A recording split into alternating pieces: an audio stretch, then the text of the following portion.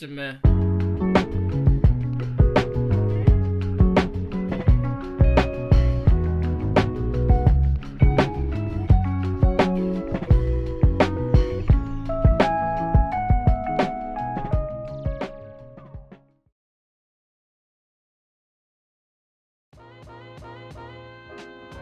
Welcome to the Quick History Lesson Podcast.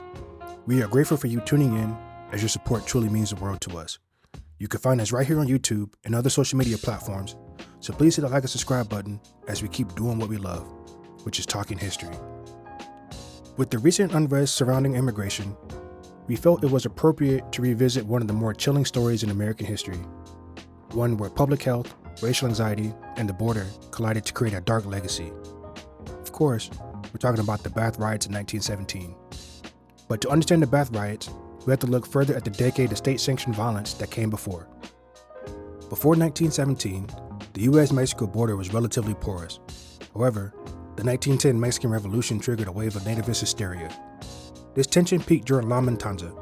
During this time, the Texas Rangers acted as a paramilitary force, rounding up and even executing hundreds and possibly thousands of ethnic Mexicans under the guise of national security.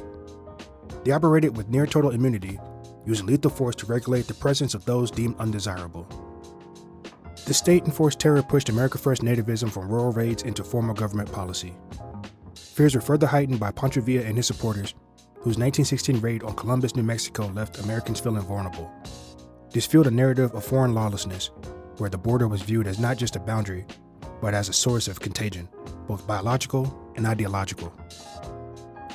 By 1917, the xenophobia used a typhus outbreak as a pretext for extreme measures.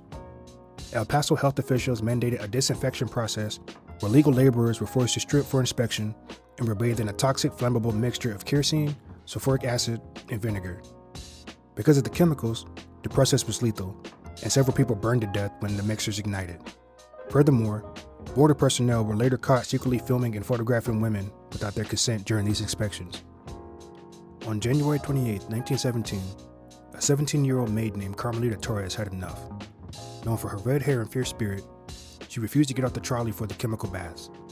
She convinced 30 other women to stand with her, and within hours, the crowd swelled to thousands. This became known as the Bath Riots.